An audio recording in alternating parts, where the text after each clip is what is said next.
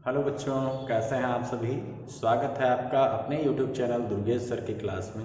और आज हम सर्वसमिका द्वारा गुणनखंड करने वाले वीडियो के दूसरे पार्ट में बात करने वाले हैं कुछ और सर्वसमिकाओं की, जिसकी सहायता से हम दिए गए बहुपद का गुणनखंड आसानी से कर सकते हैं। तो चलिए देखते हैं आज हम कुछ नई सर्वसमिकाएँ जिसकी सहायता से हम दिए गए बहुपद का गुणनखंड कर सकते हैं। तो उसके लिए हम सबसे पहले यहाँ पर पार्ट 2 में कुछ अन्य सर्वसमिकाओं की बात करेंगे। देखिए, चौथी सर्वसमिका रहेगी हमारी a प्लस बी का होल क्यूब। या हम यहाँ पर अगर माइनस भी करना चाहेंगे तो माइनस में सारे पद हमारे माइनस में होते जाएंगे। पहले हम यहाँ पर प्लस का देख लेते हैं। तो जब a प्लस बी का होल क्यूब दिया होगा तो ये हमारा a cube plus B cube plus 3ab और ब्रैकेट में a प्लस का b, इस तरीके से इसकी सर्वसमिका बनती है। और अगर इसमें माइनस का हो जाए पर क्या हो जाए, माइनस का, तो माइनस वाले में क्या रहता है कि a माइनस का b, इसका होल ऑफ क्यूब करेंगे तो यहाँ पर a क्यूब माइनस का b क्यूब माइनस का 3ab और इन ब्रैकेट a माइनस का b, यानी कि जितने भी प्लस लगे थे जहां जहां वो सभी वाले क्या हो जाएंगे, माइनस में चेंज हो जाएंगे। तो ये हमारा माइनस वाले पद का गुणनखंड हो जाएगा। एक और फार्मूला देख लेते हैं। इसके बाद छठा, जब हमारे अलग अलग पद हों उसका होल ऑफ क्यूब किया गया हो तो a क्यूब माइनस का b क्यूब, पहले तो प्लस का देख लेते हैं। तो प्लस वाले में क्या होगा, a प्लस का b और दूसरे में हो जाएगा a स्क्वायर माइनस का ab प्लस का b स्क्वायर, एक ये हो जाएगा। और दूसरा जब इसका माइनस वाला पार्ट होगा तो यहाँ हो जाएगा a क्यूब माइनस का b क्यूब, तो ये होता है a माइनस का b और दूसरे ब्रैकेट में a स्क्वायर प्लस का ab और प्लस का b स्क्वायर।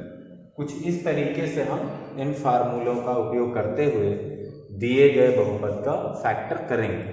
तो देखिए, कभी कभी सवाल ये बदल भी जाता है जिसमें आपको फैक्टर ना करके प्रसार करने के लिए कहेगा, तब भी आप यही फार्मूला लगाएंगे और उसकी सहायता से प्रसार कर देंगे। तो देखिए, हम यहाँ पर एक सवाल ले लेते हैं जिसकी सहायता से इसको हम आगे सरल करेंगे। तो ये कुछ फार्मूले हैं जिसको आपको याद कर लेना है। अब इस याद रहेंगे फार्मूले तो आपको सवाल हल करने में आसानी रहेगी। तो चलिए, ज़्यादा देर करते हुए ना करते हुए हम आगे सवाल को करते हैं। इन सभी से एक एक सवाल हम यहाँ पर आपको हल करके दिखाने वाले हैं। तो पहला सवाल बिल्कुल आसान सवाल हम ले रहे हैं जिससे कि आपको समझने में भी आसानी रहे। तो यहाँ पर हमने ले लिया है 1 प्लस का c का होल क्यूब। तो जब इस तरीके का पद रहेगा तो देखिए, सबसे पहले हमको क्या करना है, इस पद को पहचानना है और फिर इसकी सर्वसमिका इसमें अप्लाई कर देनी है। तो इसकी सर्वसमिका क्या बनेगी, a प्लस का b का होल क्यूब और ये बनता है हमारा a क्यूब प्लस का b क्यूब प्लस का 3ab और ब्रैकेट में a प्लस का b। यहाँ से जब हम तुलना करेंगे तो हमको a बराबर क्या मिल रहा है, 1 मिल रहा है और b बराबर क्या मिल रहा है, c मिल रहा है। अब क्या करेंगे, हम मान रखेंगे।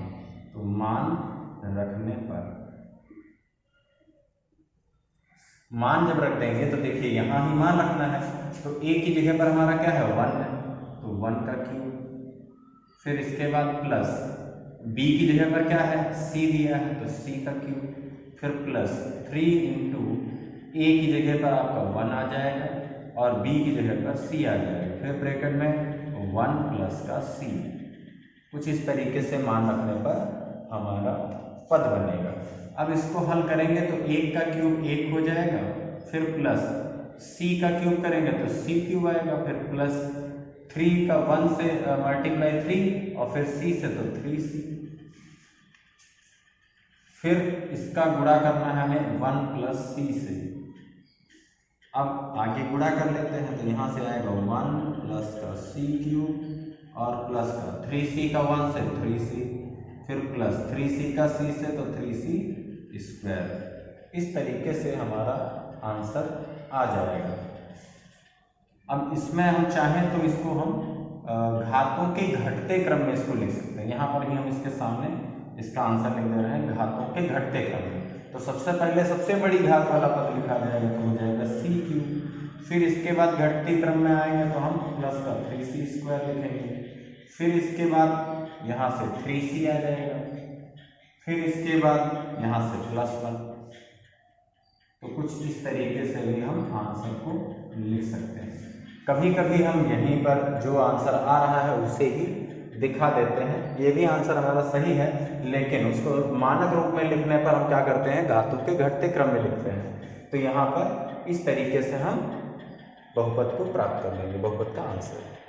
तो चलिए अब हम देखते हैं एक दूसरा सवाल जिसमें हम चेंज करके दोनों के क्यूब वाला पद ले रहे हैं। अब यहाँ पर माइनस वाला अगर आपको मिल जाएगा सवाल तो सिर्फ इतना करना है कि जहाँ पर प्लस है वहाँ पर आपको माइनस लगाते जाना है। माइनस लगा करके फिर प्लस माइनस का ध्यान रखते हुए सवाल को हल कर लेना है। बिल्कुल ही ऐसा पैटर्न रहेगा, सवाल में आंसर आसानी से आ जाएगा।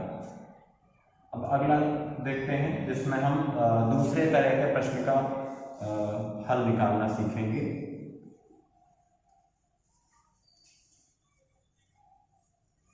तो देखिए अगली सरसंख्या जो दी गई है हमारी वो है 8 प्लस का b क्यूब। ये दिया गया है। अब इसको हल करना है। तो यहाँ पर हम इसको हल करेंगे तो देखिए ये तो क्यूब वाला पद है और ये भी किसी न किसी संख्या का क्यूब है। तो इसको हम चेंज कर लेते हैं। चेंज करेंगे तो पहले तो इसको हम लिख लेते हैं किस सरसंख्या से इसको हल करना है। तो ये हम बनाएंगे a cube plus b cube की सहायता से, क्योंकि दूसरा पद क्यूब में दिया गया है। तो ये हमारा a cube plus b cube के जैसा ये पद बनने वाला है। तो इसका हल क्या होता है सरसंख्या का, a प्लस का b और दूसरे ब्रैकेट में a स्क्वायर माइनस का ab प्लस का b स्क्वायर। अब यहाँ से a का मान निकाल लेंगे तो a का मान कितना आएगा, a का मान इसको अगर हम हल करके लिखना चाहें तो ये बन जाएगा 2 का क्यूब और फिर प्लस b का होल क्यूब। कुछ इस तरीके से प्रश्न बनेगा। अब यहाँ से आप तुलना कराएंगे तो देखिए a क्यूब किसके बराबर है, 2 की घात 3 की। तो a की जो है मान क्या आएगा, 2 आ जाएगा। और b क्यूब का मान b होल क्यूब के बराबर है। तो यहाँ से बन जाएगा आपका b का मान b के ही बराबर। तो यहाँ पे हम थोड़ा सा सवाल चेंज कर लेते हैं, क्योंकि b अगर b के बराबर दिखाएंगे तो ये कैंसिल हो सकता है। तो यहाँ से सवाल में थोड़ा सा चेंज कर देते हैं और यहाँ हम ले लेते हैं c। तो यहाँ पे जब हम चेंज करेंगे तो देखिए अब b का मान किसके बराबर आएगा, c के बराबर। किसके बराबर, c के बराबर। अब हम यहाँ पर मान रखते हैं, क्या करेंगे, मान रखने पर। मान रखने पर आ जाएगा हमारा आंसर। देखिए पहले हमको क्या करना है, ब्रैकेट में a प्लस b रखना है। तो a प्लस b रख देंगे तो यहाँ से बन जाएगा हमारा a की जगह पर 2 और प्लस b की जगह पर c। फिर दूसरे ब्रैकेट में a का स्क्वायर कर देना, तो a की जगह पर हमारा क्या दिया है, पर 2 दिया है। तो यहाँ पर हम लिखेंगे 2 का स्क्वायर फिर माइनस। फिर यहाँ पर देखिए a b लिखा है तो a की जगह पर हम रखेंगे 2 और b की जगह पर रखेंगे c। फिर इसके बाद प्लस c का स्क्वायर है तो यहाँ b का स्क्वायर है तो b का मान क्या है, c है। तो यहाँ हम क्या रखेंगे, c रखेंगे और इसका होल स्क्वायर कर देंगे। फिर हम ब्रैकेट बंद कर देंगे। अब यहाँ पर आगे हल करेंगे तो देखिए 2 प्लस c तो आपका वैसा ही रहने वाला है। फिर आगे जब इसको सरल करेंगे तो 2 दूना 4, फिर माइनस 2 का c से मल्टीप्लाई 2c, 2 का c से मल्टीप्लाई 2c, फिर प्लस c का स्क्वायर करेंगे तो c स्क्वायर। तो कुछ इस तरीके से हमारा आंसर आ जाएगा। एक बार फिर से लिख लेते हैं। देखिए सबसे पहले क्या करना है, जब आपको इस तरीके का पद दिया जाएगा, एक संख्या प्लस c की घात 3 या यहाँ पर कोई भी वेरिएबल हो सकता है या नंबर ही हो सकता है, तो यहाँ पर हम क्या करेंगे, जब दोनों ही क्यूब वाले पद होंगे तो a cube plus b cube, या माइनस वाला होगा तो a cube minus b cube का फार्मूला लगाएंगे। और यहाँ पर जो नंबर दिए हैं उनको हम होल ऑफ क्यूब में चेंज कर लेंगे, जिससे कि हमको ए और बी के मान निकालने में आसानी रहे। हमने यहाँ चेंज कर दिया, इसके बाद इससे इसकी तुलना कर ली, तो देखिए ए की जगह पर क्या आया 2 आया और बी की जगह पर क्या आया सी आ गया, यहाँ पर हमने लिख रखा है। और यहाँ पे ये हमने पूरी सरसंख्या रखी है जिसकी सहायता से हमको इसको सरल करना है। अब ए और बी के मान मिल जाने के बाद हम इसी मान को इस सरसंख्या में रख देंगे। तो सरसंख्या रखने पर देखिए पहले वाले हमको a प्लस बी करना है, तो a का मान यहाँ पर कितना दिया है 2, तो हमने 2 रख दिया, फिर प्लस लगाया है, फिर b का मान c है तो c रख दिया, फिर अगले ब्रैकेट में a का स्क्वायर करना है, तो a का मान 2 है उसका स्क्वायर कर दिया, फिर माइनस लगा तो माइनस, फिर a का मान 2 है तो 2, फिर b का मान c है तो c, फिर प्लस b का स्क्वायर करना है तो b की जगह तो c है तो c का स्क्वायर, फिर इसके बाद सरल करेंगे तो 2 प्लस c तो वैसे ही आएगा, और यहाँ 2 का स्क्वायर 4 हो गया, फिर माइनस 2 का c से मल्टीप्लाई 2c, c का स्क्वायर c स्क्वायर, यही हमारा आंसर। तो कुछ इस तरीके से आपको दिए गए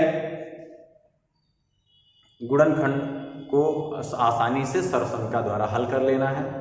और आशा है आपको बताई गई विधि और सवाल हल करने का तरीका आसानी से समझ में आया होगा, और अच्छा ये वीडियो आपको अच्छा भी लगा होगा। और अगर वीडियो आपको अच्छा लगा है तो वीडियो को लाइक करिए, शेयर करिए, अपने दोस्तों तक पहुंचाइए। मिलते हैं अगली क्लास में, धन्यवाद।